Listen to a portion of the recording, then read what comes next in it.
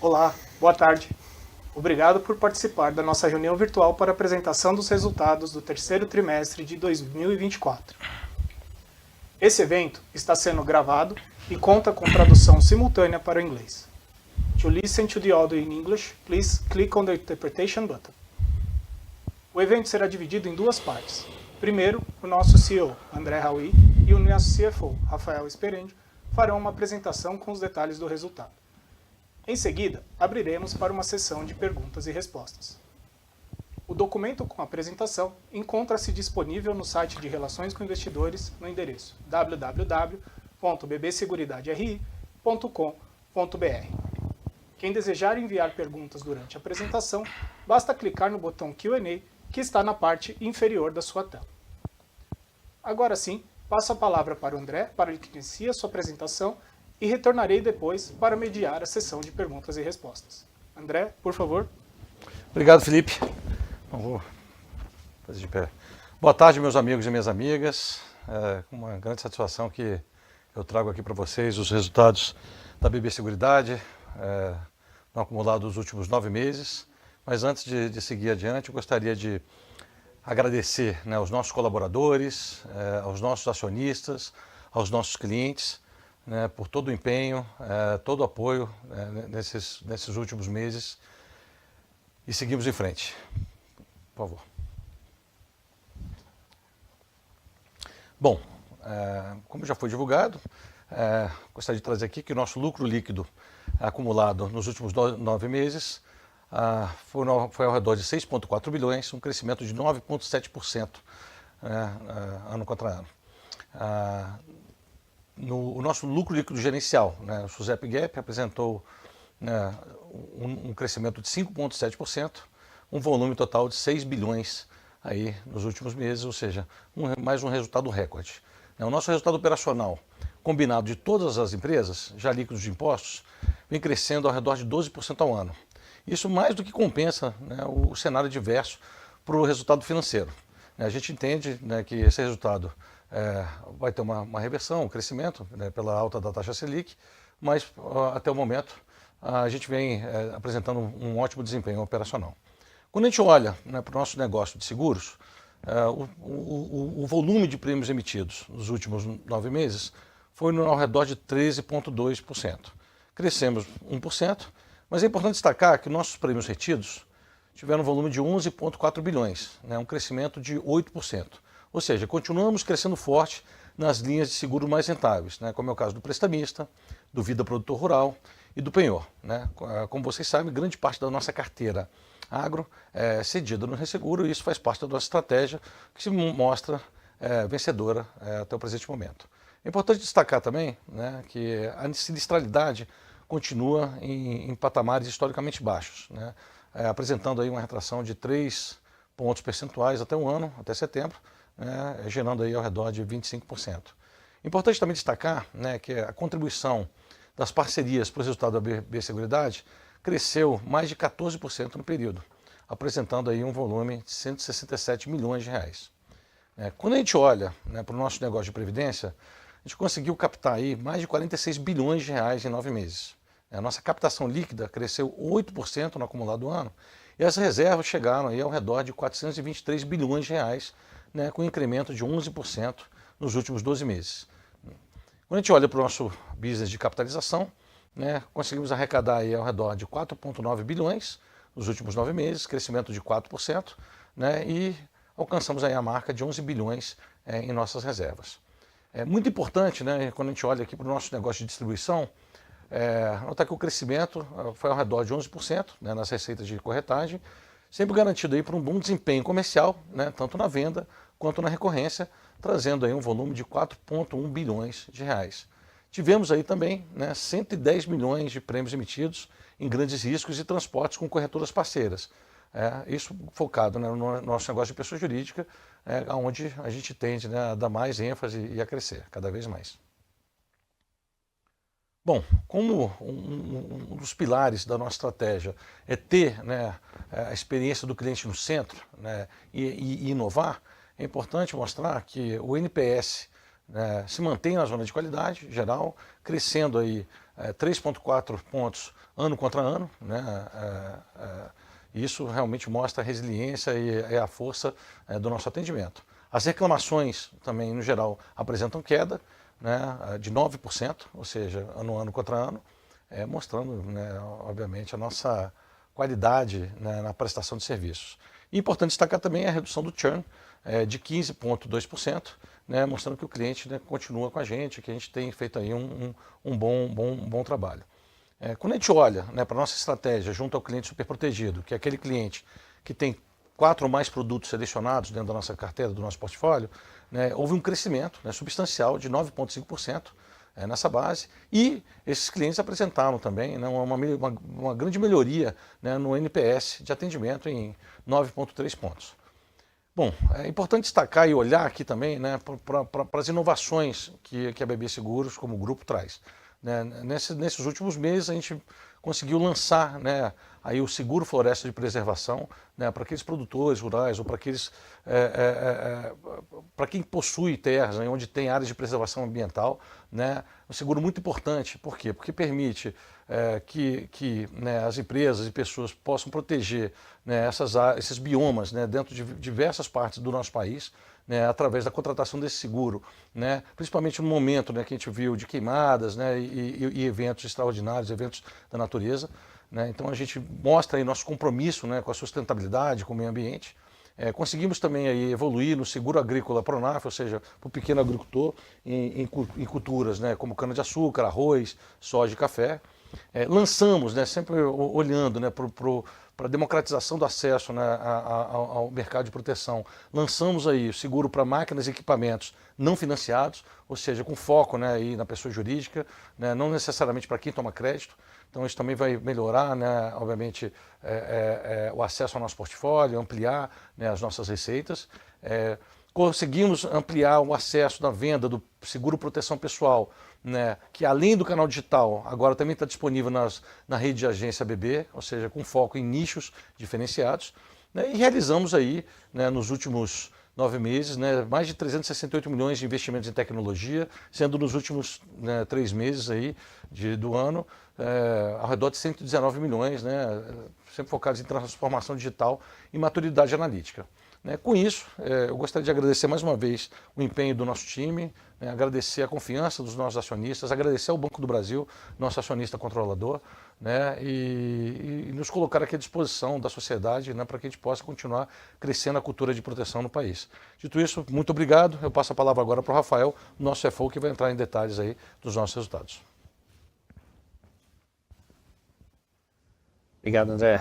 Bom, passando aqui para a página 5, vou começar a entrar no detalhamento do nosso resultado do terceiro tri, do acumulado dos 9 primeiros meses. Então, ali como o André já antecipou, né, os números que eu vou trazer aqui, sempre no conceito que a gente chama gerencial ajustado, que desconsidera os efeitos da nova norma contábil do IFRS 17, tá? Ainda a gente continua na mesma situação, onde a nova norma ainda não foi recepcionada pela SUSEP, então boa parte aqui, ou a totalidade, né, vamos chamar assim, do nosso fluxo de dividendos para acionista ainda continua vinculado na norma contábil anterior, no IFRS 4. Tá? Então, focando aqui no conceito, né, que a gente vinha reportando até 2023 e passamos a reportar em bases gerenciais agora, o nosso lucro aqui no conceito no trimestre, né, no terceiro trimestre, a gente entregou aqui 2,3 bilhões de reais de lucro, um crescimento de 10% ano contra ano. Se a gente olhar ali nas barrinhas cor-de-rosa, a gente faz aquele ajuste já usual, né, onde a gente segrega aquele efeito do descasamento temporal da atualização do IGPM nos planos de benefício definido, né, onde existe um mês de defasagem nessa atualização, é um efeito neutro no tempo, soma zero, mas que gera volatilidade quando a gente compara períodos mais curtos. Né. No ano passado, o resultado do terceiro TRI acabou sendo muito beneficiado por esse efeito, né? Essa defasagem agregou ali 146 milhões no resultado do terceiro TRI do ano passado. Nesse ano foi inverso, nesse ano ele tirou 11 milhões. Então, se olhar em bases normalizadas, né, esse crescimento de 10% que a gente reportou teria sido ainda maior, né, no normalizado, um crescimento de 19%, que é um crescimento bastante satisfatório do resultado. Dadas as condições que a gente tem enfrentado, né, as adversidades, em especial no resultado financeiro. Né. No acumulado ali, como falei, já um período mais longo, esse efeito de descasamento ele já fica aí irrelevante, né? Um crescimento de quase 6% do nosso lucro, atingindo aí quase 6 bilhões de reais nos 9 primeiros meses. O crescimento aqui, tanto no tri ano contra ano, né, como no acumulado, ele veio da operação totalmente, aqui mais do que compensando a queda que a gente teve no resultado financeiro, esperado, a gente já vem anunciando. A questão a gente até ficou surpreso aqui no quanto que a gente conseguiu compensar, né, dessa queda com um aumento de volume nessa gestão, mas algo que a gente não esperava nesse exercício e tem acontecido, né, e impactado o resultado financeiro de forma significativa, uma abertura considerável na estrutura a termos de taxa de juros que gerou um volume considerável aqui de marcação a mercado negativa nos nossos títulos, principalmente vinculados à inflação lá na Brasilprev, justamente para garantir os planos de benefícios definidos. Então, quando a gente olha aqui no gráfico do lado direito, a gente observa, né, isso fica bem claro, o resultado financeiro ele contrai 16% ano contra ano e 19% no acumulado, representando aqui 16% do nosso lucro dos 9 primeiros meses do ano, enquanto no ano passado a contribuição do resultado financeiro foi de 21%. Na próxima página, trago um detalhamento aqui do lucro líquido no acumulado dos 9 primeiros meses do ano, segregado entre os principais componentes e os principais fatores ali que influenciaram na variação em relação aos 9 primeiros meses do ano passado. Então a gente tem aqui, né, o operacional agregou 544 milhões de reais para o nosso resultado, enquanto o financeiro consumiu 222 milhões. Né? Então, aqui eu acabei de mencionar, todo o crescimento vem da operação. Uma parte dele acaba sendo consumida ali pela queda do financeiro. Falando do lado da operação primeiro, né, aqui fica bem evidente alguns pontos que o André trouxe na fala dele. A gente vê ali um excelente desempenho na parte de prêmios ganhos, seja por venda nova, prestamista é o principal destaque, não só pela venda nova desse ano, como pelo carrego do excelente desempenho que a gente vem tendo nos últimos 2 anos. Isso ajuda também ali essa superação, né, esse crescimento na receita de corretagem, que aí, além de o crescimento de venda nova, o carrego de vendas passadas, a gente tem também o componente de mix colaborando bastante, né? Então todas as operações elas tiveram uma composição, né, no faturamento, uma maior corretagem, né? Ou seja, mais concentrada em produtos ou modalidades de pagamento que tem um percentual maior de corretagem. Isso ajudou aqui, a receita de corretagem agregou 238 milhões de reais já depois de imposto para o nosso resultado. Outro fator que contribuiu, aqui um efeito bastante direto lá na nossa operação de previdência, né? 112 milhões de crescimento vindo da receita, do aumento da receita com taxa de gestão, aqui em linha com o crescimento das reservas, vou abordar isso em mais detalhes. Outro fator extremamente relevante, tem ajudado bastante o resultado desse ano, a redução da sinistralidade, né? Então 177 milhões vindo da redução da sinistralidade, o destaque principalmente ali no segmento de rural. E aí, por fim, nas últimas 2 barrinhas ali, uma parte desse ganho fica consumida ali pelo aumento de despesas ou por conta da própria efeito de neutralização ali, né, desse aumento de comissionamento. Uma parte beneficia a corretora, por outro lado prejudica um pouco na seguradora, mas o efeito composto, né, sempre positivo para o conglomerado, mas a gente tem participação nas 2 pontas. O financeiro ali, como eu falei, né, ali o primeiro componente, a gente praticamente compensa a queda da Selic com o aumento de volume médio de aplicações, e também ali tem o componente de redução das despesas financeiras, né, isso em especial ali na Brasilcap com um passivo vinculado à TR, né, redução de Selic impacta diretamente na redução de TR, então isso ajudou, né. O descasamento temporal ali neutro, praticamente o efeito, e aí boa parte, né, dos 222 milhões de queda do resultado financeiro vem ali da marcação ao mercado, né? Então a gente teve uma perda aqui de 117 milhões nesse ano, enquanto no ano passado houve um ganho de marcação, né? A marcação foi positiva de 97 milhões. A gente tinha no ano passado ali um contexto extremamente favorável, né? Uma taxa, principalmente nos 9 primeiros meses, né? Uma taxa de juros ali ainda em patamar elevado, se não me engano, uma média ainda de 13%, com a curva fechando e inflação baixa, né? Então, todos, vamos chamar assim, os ventos favoráveis. Esse ano é o inverso, né? A gente tem a taxa Selic caindo, a curva abrindo e a inflação mais alta que no ano passado. Então, acabou que nesse ano a gente teve uma concentração de efeitos contrários ali que tem levado a essa redução de 222 milhões no resultado financeiro. Na próxima página aqui a gente entra no detalhe, né, operação a operação. Então, observamos aqui no canto superior esquerdo, né, no gráfico de prêmios emitidos, no terceiro trimestre, uma contração de 5%, ano contra ano, nas barras azuis claras. Se a gente olhar no gráfico ao lado, as mesmas barras azuis claras, a gente vê que boa parte dessa queda de 5% do prêmio emitido vem do segmento de rural, que tem representado aqui metade praticamente dos prêmios emitidos, principalmente ali no segmento de agrícola. O agrícola ele teve uma retração aqui de 32% ano contra ano aqui no terceiro trimestre. Quando a gente olha dentro da modalidade rural, né, um desempenho muito forte nas outras linhas, né, em especial o payroll rural crescendo 23%, com bastante destaque para a nova modalidade que ganhou mais força nesse ano, né, o penhor de animais, isso tem ajudado bastante, e o vida produtor rural crescendo 8%. Então, não é suficiente para compensar tudo, mas boa parte da queda do agrícola. Outro produto que acaba apresentando uma redução, né, ano contra ano aqui foi o Vida, mas a gente entende uma questão pontual do terceiro TRI, a gente já observou uma reação importante agora já em outubro, então não é algo que nos preocupa. E o principal destaque aqui, né, no terceiro trimestre, novamente o prestamista com um crescimento muito bom, né, da ordem de 9,2%. No acumulado o prêmio cresce em 1%, aqui a dinâmica não é diferente daquela que eu acabei de mencionar, né, o acumulado do ano reflete basicamente os mesmos fatores de contribuição que eu mencionei para o terceiro trimestre.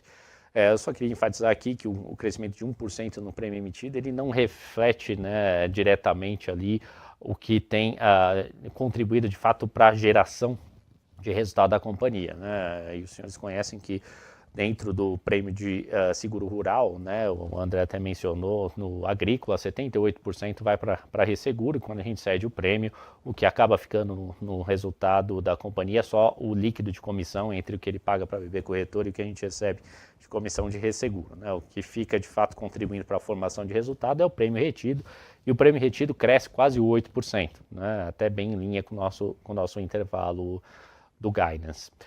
Quando a gente olha no canto inferior esquerdo, a gente tem ali os principais indicadores, né, da formação de resultado. Então, um resultado com bastante qualidade na sua formação, redução do índice combinado. A gente observa ali na linha verde clara uma redução da sinistralidade, destaque aqui principalmente no seguro rural. A elevação de comissionamento ali reflete basicamente o que eu acabei de mencionar, esse mix, né, essa composição do prêmio emitido mais concentrado em prestamista e menos no agrícola, aumenta o comissionamento médio, né, que vem contribuir, prejudica aqui um pouco, mas contribui lá para a BB Corretora. O índice de despesas administrativas teve uma alta aqui de 60 bases no TRI ano contra ano e de 40 bases no acumulado. Aqui é basicamente função pelo aumento do gasto corrente ali com investimentos em tecnologia e também com a reclassificação que a gente fez. Eu mencionei isso no segundo trimestre, de alguns investimentos em tecnologia que a gente estava classificando como CAPEX. A gente mudou o critério, passamos a registrar como OPEX, fizemos o ajuste do acumulado no segundo TRI, passamos já a reportar nessa nova metodologia no terceiro trimestre. Tá? Então, isso é basicamente o que explica o aumento do índice de G&A ali da companhia. O financeiro cai 18% ano contra ano e 10% no acumulado, aqui feito direto da redução da Selic. Tá? A Brasilseg é uma empresa que ela roda muito pós-fixada, então aqui a Selic tem um efeito bastante relevante e em parte aqui compensado, né, pelo aumento de volumes, né, mas não totalmente. E aí, por fim, né, o lucro cresce 13% ano contra ano e 9% no acumulado, com o crescimento do prêmio ganho, né, o crescimento de prêmio ganho no terceiro TRI. Ele foi da ordem de aqui 7%, no 9M24 já batendo 9%, né, 7% no terceiro tri, 9% no acumulado, melhora do índice combinado, né, com a redução da sinistralidade que eu acabei de mencionar, que é o principal efeito. Foram os principais drivers aqui, mais do que compensando a queda do financeiro, entregando esse crescimento de resultado. A gente passa para a operação de previdência aqui na página 8. A captação ela ficou praticamente estável ano contra ano e crescendo 5% no acumulado, né? Quando a gente olha no terceiro TRI, a gente observa uma queda da captação líquida, né? Essa queda na captação líquida ela veio principalmente resgates, e aqui é basicamente o efeito, né, da volatilidade que a gente tem observado na estrutura termo de taxa de juros. O cliente é extremamente avesso a risco. Normalmente, quando isso acontece, a gente chega nesse período de volatilidade, normalmente os resgates aumentam. Tá? Então, foi um efeito aqui bastante concentrado no terceiro TRI, mas que no acumulado esse efeito fica mais diluído. Né? A gente observa que o crescimento de 5% ano contra ano da captação no acumulado, ele reflete em 8% de crescimento da captação líquida por conta da queda aqui de 70 bases no índice de resgates. Reservas crescendo 11%, né, nos 12 meses, chegando ali a 423 bilhões de reais. Taxa de gestão cresce no mesmo ritmo, né, basicamente, apesar da queda ali da taxa média de gestão por conta da maior concentração em veículos de investimento mais conservadores, né, onde a taxa média de gestão é mais baixa. Isso tem há algum tempo impactado a taxa média da companhia como um todo. Então, basicamente, a taxa média ela cai, mas a receita cresce no mesmo ritmo por conta de maior quantidade de dias úteis que a gente teve nesse ano em relação ao ano passado, tá? Em ambas as bases. E o lucro líquido aqui crescendo 13% ano contra ano. Aqui, basicamente, quando a gente observa no terceiro tri ano contra ano, é fruto do aumento da taxa de gestão que eu acabei de mencionar, além da própria reversão de provisão complementar de cobertura, né, uma parte dela revertida por conta do efeito do IGPM negativo. Tá? No acumulado do ano, a queda de 11% aqui, ela reflete basicamente a queda do financeiro. E essa queda do financeiro bastante associada, né, ao fato que no ano passado o IGPM acumulava deflação, né, e os nossos planos tradicionais em boa parte estão atrelados ao IGPM. Esse ano não, esse ano já acumula inflação, né, no período de 9 meses acumulados, e isso aumentou aqui a nossa despesa financeira, puxando o lucro para baixo. Tá? Na operação de capitalização, arrecadação de 6% de crescimento, terceiro TRI, ano contra ano, 4% no acumulado. Reservas estáveis, sorteios ali crescendo 28% ano contra ano, retração de 9% acumulada aqui, em função da composição da arrecadação mais concentrada em títulos mais curtos, então a gente tem menos espaço para pagar sorteio, mas ainda assim um volume relevante, né, 43 milhões de prêmios distribuídos nos 9 primeiros meses do ano. Resultado financeiro, ele cai 8% ano contra ano no terceiro TRI, por conta dessa compressão de margem financeira ali, que observa uma compressão de 60 basis points. No acumulado do ano, acaba que a compressão de margem ela é menor, né, de 10 basis points, mas que ela vem ali totalmente compensada pelo aumento de volume, e o resultado financeiro até cresce 8% em relação ao mesmo período de 2023. E aí o crescimento, essa dinâmica de financeiro, né, explica aqui a variação do lucro líquido, 4% de queda ano contra ano, 6% de crescimento no acumulado. Passando para a corretora na próxima página, aqui basicamente o fruto de tudo que eu acabei de mencionar, né? 10% de crescimento no terceiro TRI, na receita de corretagem, 11% no acumulado, não só venda nova, mas um mix de vendas, né, mais concentrado em produtos de maior corretagem, né? Isso acabou levando aqui a receita de corretagem a continuar crescendo no patamar de 2 dígitos. Margem líquida estável, e aí, como consequência disso, o lucro líquido cresce no mesmo ritmo de crescimento da receita. Né? E aí, para fechar, na última página, nossa prestação de contas em relação ao guidance do ano. Então, o resultado operacional, não como mencionei no início da apresentação, ele acelera de 8,8%, que a gente tinha no acumulado até junho, para quase 12%, né, no acumulado dos 9 meses, superando inclusive o intervalo. sinistralidade mais baixa, com certeza é um efeito extremamente importante para justificar essa superação, né? Prêmio emitido, a gente tinha um intervalo de 8 a 13, entregamos 1% no acumulado, e aqui a gente optou por fazer uma revisão desse intervalo, tá? Então, de 8 a 13% de crescimento, a gente espera agora encerrar um ano na faixa de 0 a 3%, né? Lembrando aqui mais uma vez que eu mencionei, se o nosso guidance fosse de prêmio retido, a gente nem precisaria estar falando de revisão aqui, mas no prêmio emitido acaba que o seguro agrícola, né, sensibiliza mais e por isso essa necessidade de revisão.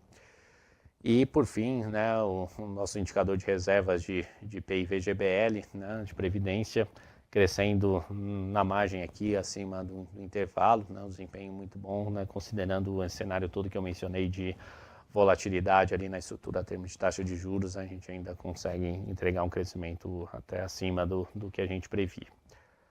Bom, esses eram os principais pontos que eu queria destacar e fica disponível agora para a sessão de perguntas e respostas. Obrigado, Rafael. Bom, vamos iniciar agora a nossa sessão de perguntas e respostas. Já temos aqui algumas perguntas pelo áudio. Lembrando que quem desejar fazer pergunta escrita pode digitar ou clicar no botão Q&A, que está na parte inferior da tela. E para fazer a pergunta por áudio, exclusivamente em português, clicar no botão Raise Hand aí na sua tela, também na parte inferior. A gente tem uma primeira pergunta aqui, ela vem do Guilherme Grespan, do JP Morgan. Guilherme, boa tarde, tudo bem? Oi, Felipe, boa tarde. André Sperendio, obrigado pela apresentação e parabéns pelos resultados. Queria focar minha pergunta mais na parte de vida e prestamista, olhando mais médio prazo. O Sperendio até comentou durante a apresentação que vida deu uma recuperada em outubro, mas eu queria pensar mais assim, em um horizonte de talvez 12, 18 meses daqui para frente no top line desses dois produtos. Então, em vida, eu queria explorar com vocês. Se vocês concordam que a penetração em número de clientes já está madura e como a gente deve pensar aumento de ticket de vida, de novo, pensando mais em médio prazo. E dentro de prestamista, eu queria só um recap, talvez até o Sperendio vai saber falar melhor, em que produto de crédito é dividido hoje o cross-selling do prestamista. Então, eu acho que os dois principais hoje em dia é consignado e capital de giro, mas se você pudesse dar só um breakdown mais ou menos, X% das vendas estão nesse produto, Y estão nessa, só para a gente ter uma ideia como que isso vai correlacionar com o apetite de originação de crédito no banco.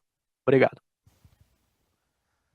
Obrigado, Grespan, pela pergunta. Eu vou começar aí, André, se ficar à vontade, se quiser complementar, sobre as linhas de crédito, tá? Linhas gerais, 80% mais ou menos do prêmio hoje está na pessoa física, 20% na pessoa jurídica. Pessoa jurídica, basicamente, em linha de capital de giro, e aqui eu estou falando de pequenas e médias empresas. Tá?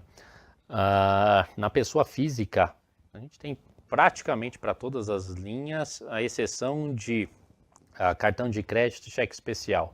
Nas outras linhas, praticamente todas elas estão habilitadas a ter o prestamista, só que boa parte disso, né, grande parte, eu diria, extremamente relevante, quase que tudo, vem do consignado, tá? Consignado e crédito pessoal. Então, essa seria a composição, tá?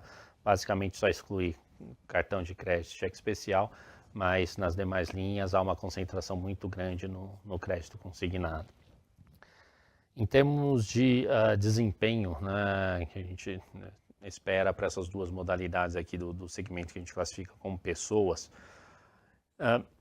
ainda existe um espaço muito grande de penetração no seguro de vida, né? E aí não só dentro da base do Banco do Brasil, mas no Brasil como um todo, hoje a penetração é em torno de 0,5% do PIB, quando outros países emergentes rodam em torno de 2% do PIB.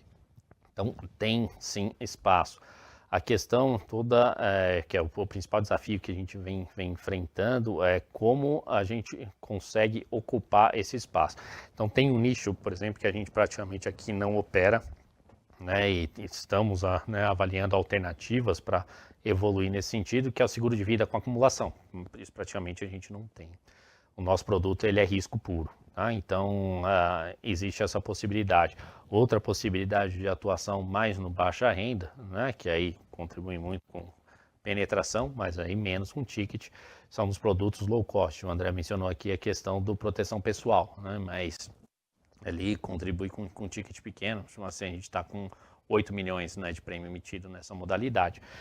Eu diria assim, existe uma oportunidade ainda considerável para aumento de penetração, mas além desses desafios que eu mencionei, tem uma coisa muito importante, né, que a gente precisa levar em consideração para alcançar um nível maior de penetração a nível nacional, que seria aumento de renda disponível. Sem isso também fica difícil, né? Fica bastante difícil a gente evoluir. No prestamista a gente tem conseguido manter um bom desempenho, a penetração no crédito ela continua no mesmo patamar, né? A gente não observou variação, mas o Vida acabou tendo um pouco mais de dificuldade no terceiro TRI, porque é um produto que ele necessita muito de uma abordagem ativa na venda, né? Mais até do que o prestamista. O prestamista ele entra ali no contexto, né, da originação de crédito. E é importante lembrar, quando a gente olha ano contra ano, né, nesse terceiro trimestre aqui, a gente teve influência das negociações salariais em torno de dissídio coletivo para a categoria de bancários. O ano passado não teve isso, né? Então isso influenciou um pouco ali no desempenho do terceiro TRI.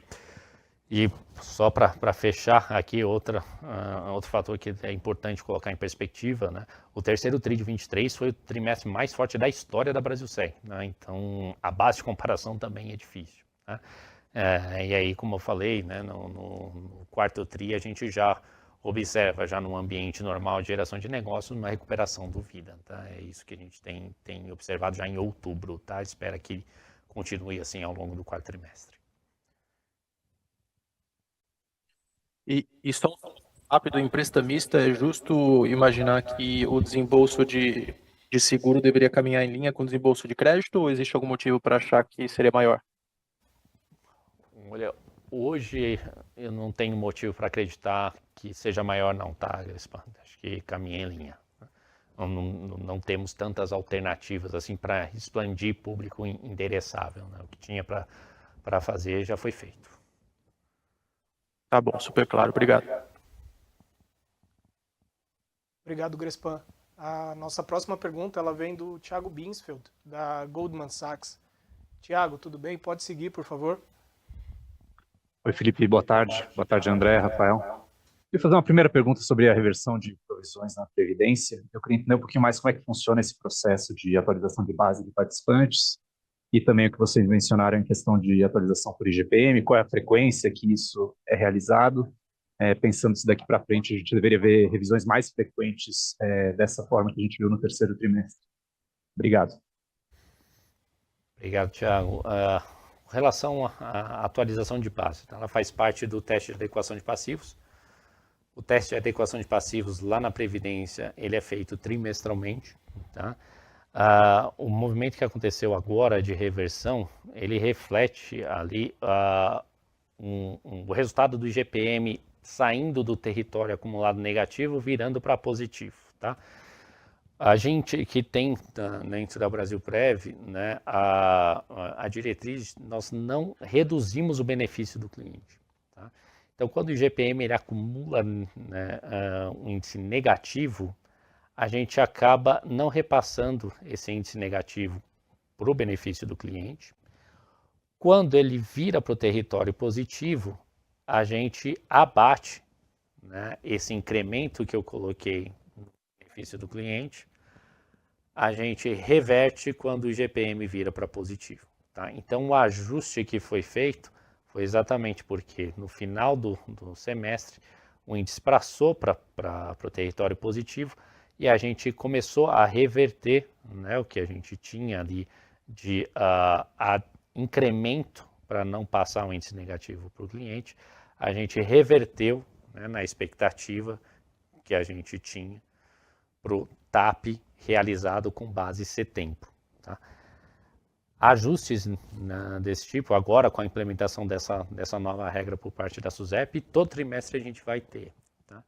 Agora, por conta do IGPM negativo, Isso, em tese, se o IGPM não voltar para o território negativo no acumulado 12 meses, a gente não deve esperar algo da mesma magnitude daqui para frente. O que deve ter, mas isso tem efeito neutro para o resultado daqui para frente, vai ser uma troca de provisões, né? Porque isso aqui foi uma reversão de provisão complementar de cobertura e aos poucos essa reversão vai ser incorporada na previsão matemática de benefícios concedidos, tá? E isso vai aparecer no próximo TAP. Eu vou reavaliar, vou ver que a minha PMBC está menor do que deveria estar, a PCC está, maior do que deveria estar, a PCC menor do que deveria estar, e eu faço uma troca de provisão. Mas daqui para frente é neutro para efeito de resultado, tá?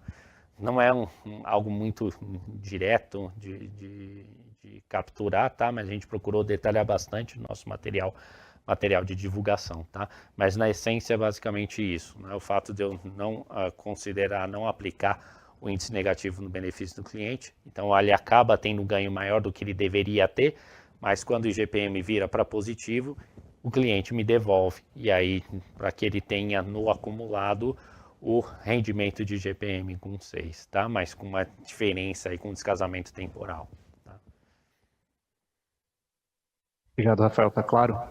E aí, se eu puder fazer uma segunda pergunta, olhando para a dinâmica de prêmios emitidos versus prêmios ganhos, como vocês bem falaram, prêmios ganhos crescem 8%, é um crescimento bem expressivo, acima de prêmios emitidos.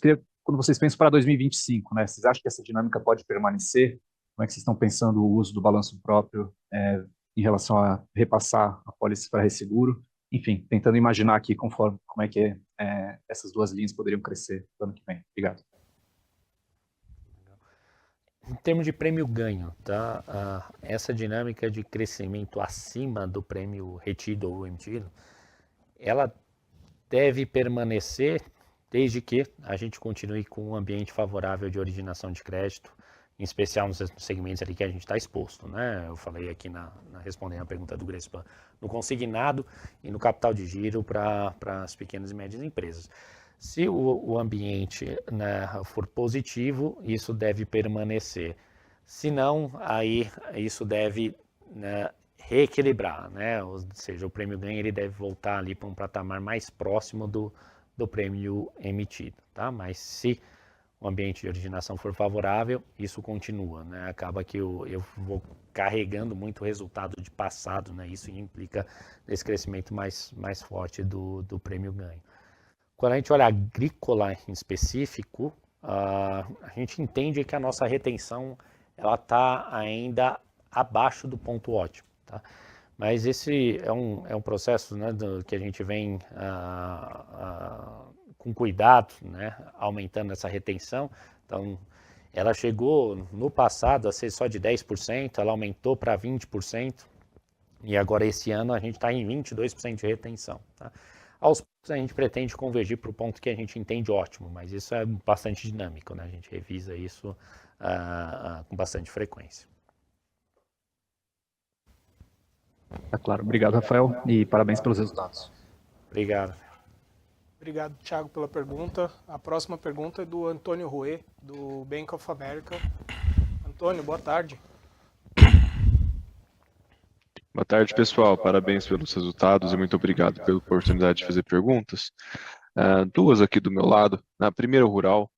Então, se vocês pudessem explorar um pouquinho mais aqui as tendências que levaram a esse crescimento mais fraco por crop insurance. Então, se vocês puderem explorar um pouquinho aqui da demanda e também da expectativa, né, para El Niño, La Niña, o que vocês esperam, né, para os próximos meses, próximos tris, e também como isso tem impactado a sinistralidade, né? A gente vê a sinistralidade rodando bem abaixo agora, então, pelo que você já tem percebido, como é que deveria ser tendência de sinistralidade e crescimento de prêmios aqui para os próximos 2 ou 3 tris. Também, se já puder engatar aqui numa pergunta sobre o 2025, qual que é a expectativa de vocês para 2025 em termos mais gerais, assim, eu sei que é um pouco cedo e vocês não passaram guidance, mas se vocês puderem comunicar, assim, qual que é a expectativa em grandes linhas, né, de sinistralidade, prêmios e financeiro. Obrigado. Obrigado pela pergunta, Antônio. Eu vou começar aqui ainda, se quiser complementar, Sim. fica à vontade. Segmento agrícola, tá? A gente tem observado uma mudança, na verdade, pós-pandemia, né? Todas as cadeias, né, de fornecedores, a questão da oferta e demanda está passando por um reequilíbrio, né? No agronegócio não é diferente. Tá? Em complemento, a gente teve uma questão aqui de clima que mudou ali um pouco o calendário, né, de compra de insumos, né, tomada de crédito e por consequência, tá? Isso então afetou bastante aqui o nosso desempenho ao longo desse ano. Tá? Além do contexto internacional, né, o preço da commodity, preço do insumo, taxa de câmbio, tudo isso teve uma influência bastante grande no nossa venda de seguro agrícola. Então, acredito que assim, está passando por um período de reequilíbrio, tá? Não é nada que nos preocupa, mas um período de ajuste pós-pandemia. Quando a gente olha na perspectiva de sinistralidade, né, ali, tanto no realizado até agora, com a perspectiva daqui para frente, não tem nada que indique uma preocupação maior com qualquer tipo de evento climático. Tá? As chuvas estão acontecendo, então a gente observa que as regiões que estavam mais afetadas pela seca, né, elas já começam a ter um nível maior, né, de umidade do solo, mais favorável para início da semeadura. Então, hoje não tem nada muito preocupante, né, nesse aspecto, né, de algum tipo de problema, de replantio, nada disso. O que tinha para ser colhido também não tivemos nenhum tipo de problema. Quando a gente olha na perspectiva para a safra 24-25, e aí você mencionou sobre probabilidade de ocorrência de laninha ou ninho, tem vários modelos de predição, né? Mas alguns que a gente olha aqui, eles mostram ainda uma predominância de laninha, mas não tão severo. Tá? Inclusive, alguns já estão para o primeiro semestre do ano que vem uma predominância de neutralidade, o que seria extremamente favorável, né, sob o ponto de vista de produção. Então, a princípio, não tem nada que indique algum tipo de preocupação para a gente com relação ao aumento de sinistralidade nesse segmento. Tá? Nas outras linhas, a gente vem trabalhando para fazer ajustes, né, em termos na nossa política de subscrição. Tem surtido efeito. Tá? O principal, eu acabei de mencionar, é o agrícola que gera maior volatilidade. Mas no residencial a gente implantou um programa bastante robusto ali de redução da sinistralidade. Isso já está trazendo resultado ao longo desse ano. E a gente está atuando também no prestamista para trazer a sinistralidade para um patamar mais baixo. Né? O patamar atual não é o patamar que a gente está satisfeito, né? Então, no agregado de hoje a gente está com a perspectiva de sinistralidade bastante positiva para 2020. A principal incógnita, assim, vai depender do contexto econômico e de como que a gente vai bem sucedido a gente vai ser na colocação dos nossos produtos, em especial aqueles que têm a vinculação direta com crédito, tá? Então ainda cedo para a gente fazer essa estimativa agora. Mas por outro lado, algo que a gente tem um pouco mais de conforto em dizer, a grande preocupação que a gente tinha para 2024, que era o resultado financeiro, para 2025 não se repete, né? A gente está vendo a perspectiva da Selic continuar subindo, pelo menos até o final do ano. Aí para o ano que vem a gente potencialmente deve rodar com uma taxa mais baixa. E talvez, né, sem tanta volatilidade na curva de juros, o que deve contribuir também para um resultado financeiro e manter a companhia nessa tendência de crescimento no bottom line, tá? Mas para trazer alguma estimativa agora ainda é bastante cedo. Não, ele ajuda bastante. Ótimo, obrigado. Obrigado, Antônio. A próxima pergunta ela é do Caio da Prato, do banco UBS BB. Caio, por favor, boa tarde. .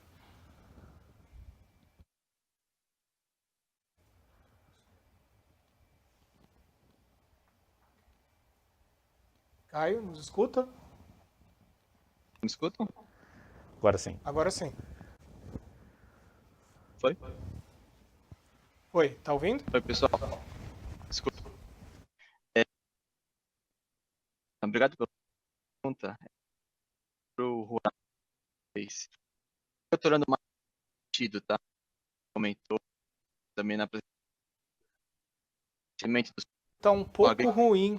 Acho. Não sei se a internet está oscilando, mas está cortando um pouco o áudio.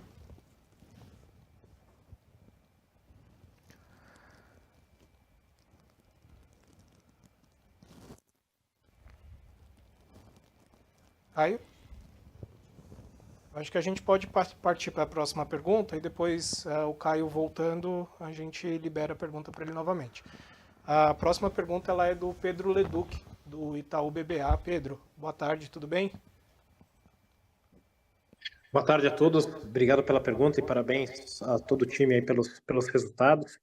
Pergunta também um pouquinho mais prospectiva, né? Este atraso de plantio que a gente teve, obviamente levou a um atraso de contratação de crédito, que por sua vez de prêmios, né? Contratação de seguro. Como vocês revisaram o guidance para baixo, não parece que foi só um deslocamento, né? Parece que não vai ter tudo no quarto tri que faltou nesse terceiro.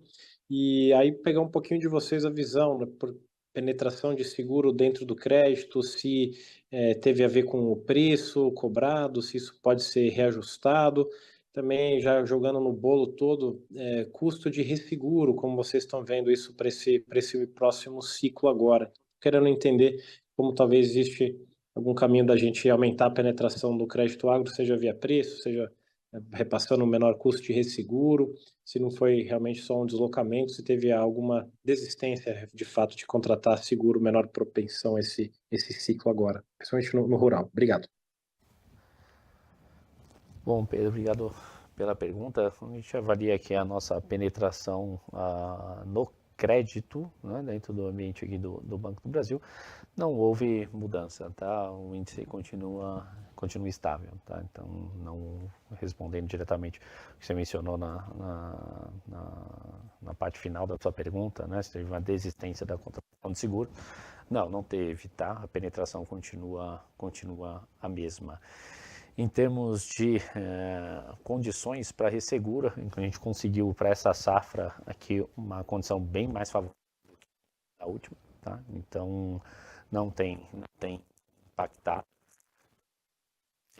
A nossa perspectiva é de que a condição, inclusive, melhore, né? Eu mencionei aqui na pergunta do Antônio a respeito de probabilidade de ocorrência de algum evento climático mais severo, né? Em especial aqui Laninha, que era o efeito que vinha ganhando força. Então, a princípio, nada que nos preocupe, né? Então, ali está predominando agora, mas com uma probabilidade, uma intensidade baixa. Alguns modelos, eles inclusive indicam para predominância de neutralidade para o primeiro semestre do ano que vem. Isso deve refletir até numa sinistralidade até potencialmente no mesmo patamar, ou se tiver alguma variação desse patamar, que ela seja baixa, tá? Nada muito relevante. Então, a nossa perspectiva é até de conseguir uma condição ainda melhor.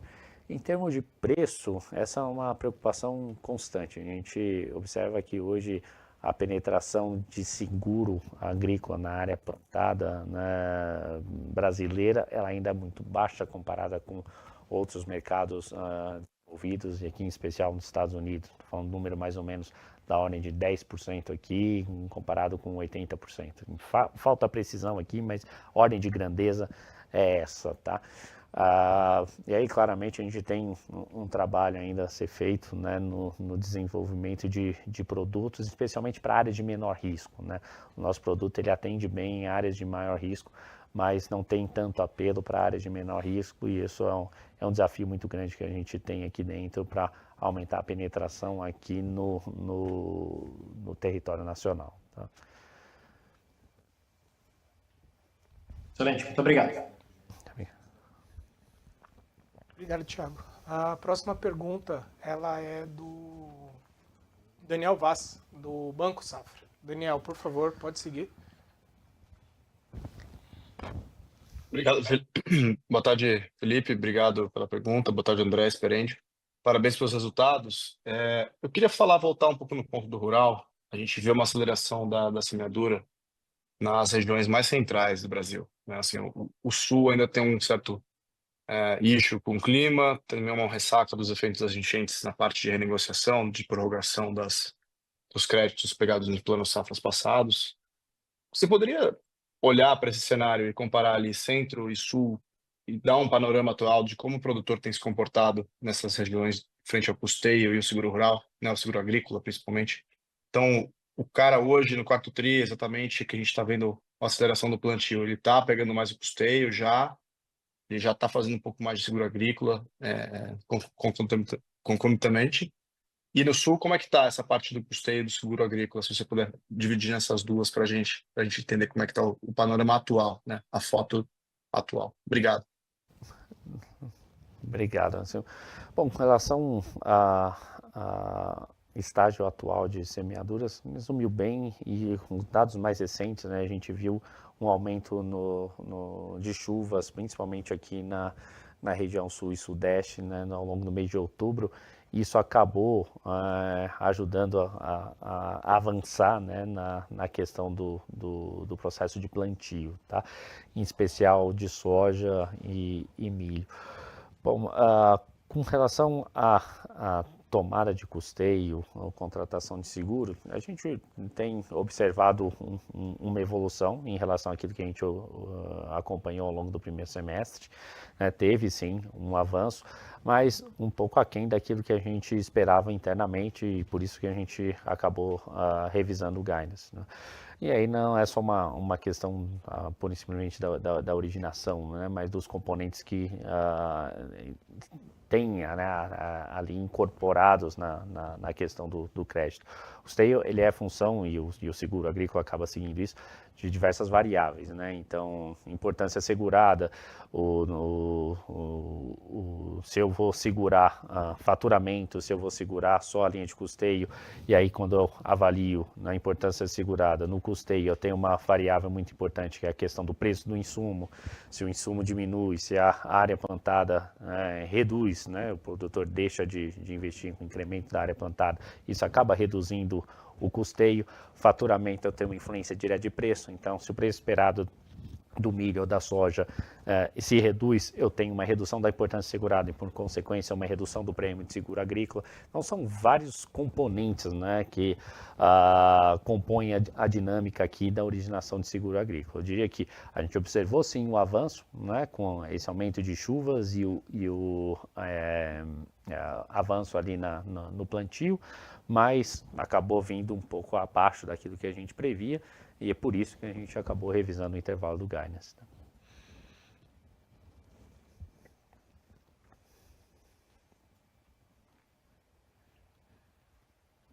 Obrigado, viu, Daniel? Obrigado, próxima... acho que eu estava mutado. Obrigado. Obrigado pela pergunta, Daniel. Próxima pergunta, agora sim, do Caio, retornou. Caio, por favor, nos ouve agora, tudo certinho? Oi, Felipe, tudo bem? Vocês me escutam? Sim. Beleza, perfeito. Desculpa pelo problema no áudio. Boa tarde, André e Rafael também. A minha pergunta, ela é relacionada ao seguro rural de vocês também. E aqui eu estou olhando mais para o prêmio retido, tá? Que o Rafael comentou também na apresentação. Quando a gente olha o crescimento dos prêmios, né, o retido, o agrícola de fato tem sido abaixo do esperado, né, uma queda de 15%. Mas, por outro lado, o penhor rural e o vida têm crescido a patamares bem positivos, né? Entre 15% e 25% ano a ano. Aliás, ambos representam quase 90% desse prêmio retido, né? Então, acho até mais importante. Então, a minha dúvida aqui é, o que explica esse descolamento, né, da performance entre os produtos, dado que, na teoria, a gente poderia ter algum nível de cross-sell entre eles? E olhando para frente, qual a expectativa para esses outros dois produtos, né? Além do agrícola? Também olhando um horizonte de 12, 18 meses... Se dá para continuar vendo esses níveis de crescimento, mesmo com o agrícola possivelmente mais fraco? E quais seriam os drivers desses outros dois produtos? E, por fim, se puder dividir um pouco também em relação a alguma métrica de rentabilidade entre esses três, para entender qual desses três é o mais rentável. É isso, obrigado. Obrigado, Caio. Bom ponto. De fato, só complementando e respondendo a última parte da sua pergunta, não só a Penhor e Vida tiveram um excelente desempenho, né? O Penhor hoje crescendo 25% no acumulado, o Vida Produtor crescendo 15%. Então, não bastasse o bom desempenho, mas são as linhas mais rentáveis. De longe, elas são bem mais rentáveis que o seguro agrícola. O seguro agrícola é a porta de entrada, mas a gente no tempo, né, está passando por um período onde a sinistralidade tem sido extremamente positiva, mas não é, vamos chamar assim, um normal, né? A sinistralidade média do seguro agrícola, ela gira em torno de 69%, mais ou menos, no padrão de comportamento histórico, tá? Mas Penhor e Vida Produtor Rural, eles têm um índice de sinistralidade mais baixo e bem mais estável no tempo, né? Então, são linhas que a gente prefere, né, ter mais exposição, até por isso que a gente não cede prêmio para resseguro nessas linhas.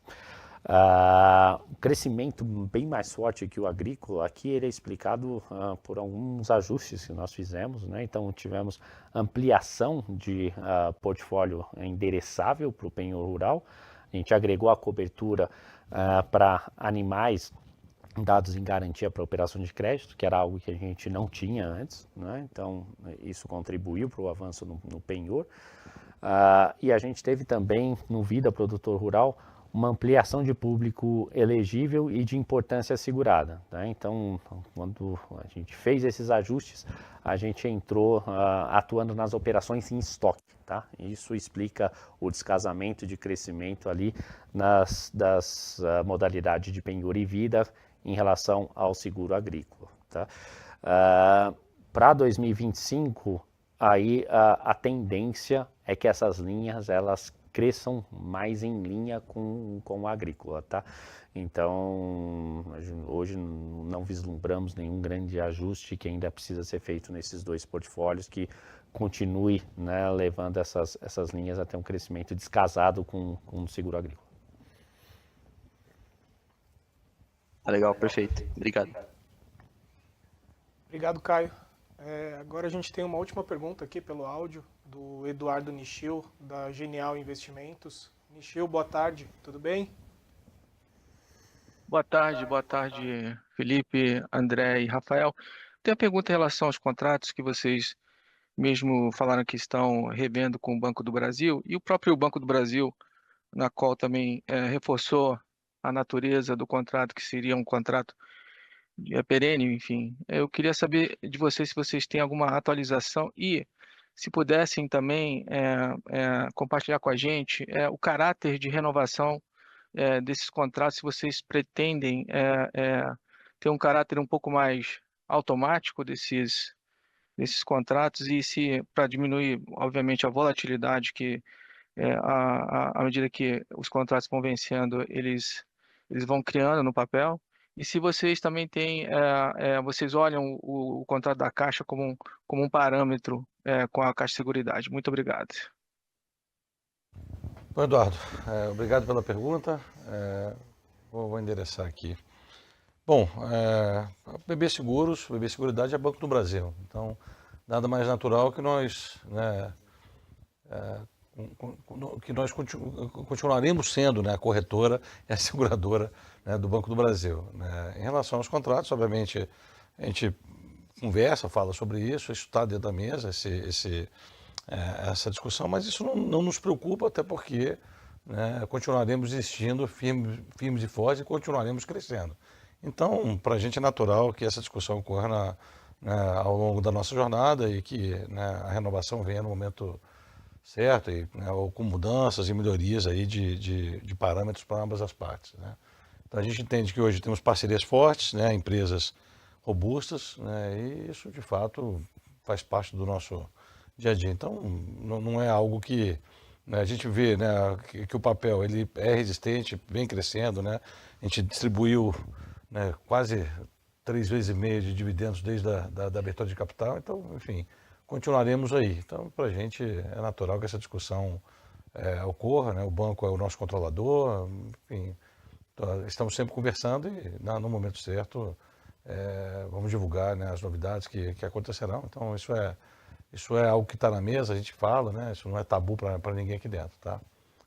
Eu só não me lembro qual que é a outra parte da pergunta, Eduardo, se você puder repetir. Em relação ao modelo da Caixa. parceria, se tem algum desenho Sim. comparável com a Caixa? Sim, a gente está avaliando, obviamente, né, e sempre estamos olhando para fora, né, para os modelos não somente da Caixa, mas do mercado como um todo e no mercado global, tá? Obviamente nós somos uma entidade diferente, né? Temos, né, entidades privadas embaixo, somos abertos, né? Temos um controlador, né, público, então é natural que a gente olhe, né, para todos os tipos de modelo para a gente poder entender o que funciona. Agora, no momento certo, isso vai vir à tona, ainda temos muito tempo de contrato, né, com os nossos parceiros, né, e com o banco em vigor, então o nosso foco agora é na geração de resultado, na modernização do portfólio, né, na democratização do acesso aí do mercado de proteção e acumulação, na inovação, é isso que é o nosso foco, né, gerar resultado, né, continuar, né, pagando bons dividendos para os nossos acionistas, né, e continuar crescendo e, obviamente, sempre atento aí para as novidades que são necessárias, né, mercado ainda muito incipiente no Brasil, a gente tem bastante espaço, então essa questão dos contratos aí, ela vai ser endereçada de forma concreta na hora certa, mas, obviamente, essa discussão ocorre e está ongoing, tá?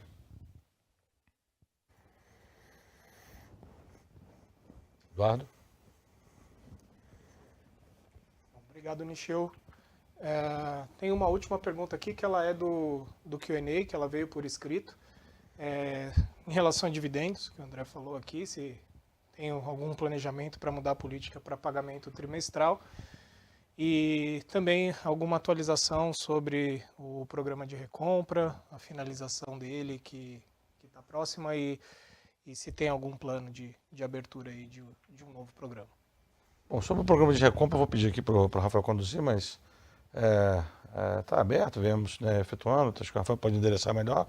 Em relação aos dividendos, a gente sempre praticou, né, uma política de pagar bons dividendos, e, enfim, acho que a perspectiva sempre é essa, né? A gente tem a prerrogativa, mas não existe nenhum cenário adverso ou nenhuma política ao contrário. Acho que a gente vai continuar, né, sempre olhando, né, para o melhor e tentando sempre alcançar, né, os melhores patamares. Então, acho que é isso. Rafa? É isso, com relação até à frequência, é importante lembrar, né? A gente tem a corretora, a gente sempre distribui a totalidade do resultado. Então, ela não gera reserva estatutária. A gente não pode distribuir com uma frequência menor do que a semestral. Então, isso gera esse impedimento para a gente na distribuição com uma frequência maior, sendo que boa parte do nosso fluxo de caixa disponível ele vem da própria corretora. E nas seguradoras a gente tem uma posição bastante conservadora na distribuição. A gente prefere reter o caixa ao longo do semestre, fazer uma reavaliação semestral e aí avaliar, né, o quanto que a gente tem à disposição para distribuir aos acionistas, né? Então, por enquanto, não está, como o André falou, na discussão aumentar a frequência, mas sim, continuar pagando algo no patamar que a gente vem praticando historicamente, isso não muda. Em relação à recompra, a gente tem o programa está quase na totalidade, né, executado. A questão, a gente precisa aqui, né, fazer a gestão de caixa que chega na PB Seguridade, exatamente por conta dessas restrições que eu acabei mencionando, tá? Então, esse é o principal fator que limita um pouco no calendário de execução, né, mas ele já está quase executado na íntegra. Em termos de lançamento de um novo, aí é algo que a gente precisa primeiro cumprir os ritos formais de cancelamento das ações em tesouraria, porque a gente está muito próximo do limite legal, tá? Então, por enquanto, a gente não pode lançar um novo até que a gente cumpra todo o rito de cancelamento, tá? É isso, não temos mais nenhuma pergunta. Com isso, a gente encerra a nossa reunião virtual de resultados do terceiro trimestre. Queria pedir para que todos conectados aqui forneçam um feedback no formulário que vai logo depois do término do call. E André, Rafael, se quiserem fazer uma consideração final. Só colocar, né, tanto o time de relações com investidores, como eu mesmo, estou disponível para esclarecer qualquer eventual dúvida que tenha permanecido e desejar uma boa tarde a todos. Bom, da minha parte eu só quero agradecer aí a confiança e agradecer principalmente aos nossos clientes, ao nosso time, né, que é a nossa força. Sem o nosso time nada disso seria possível, nenhum resultado poderia ser entregue. Então, isso é um trabalho coletivo, né, com muito carinho, com muita dedicação. Então, aqui deixar meu especial obrigado à turma da BB Seguros e das nossas investidas, né, Brasil Prev, Brasil Seg, Brasil Cap, Brasil Dental, Seclic, Broto, a turma toda aí, meu muito obrigado.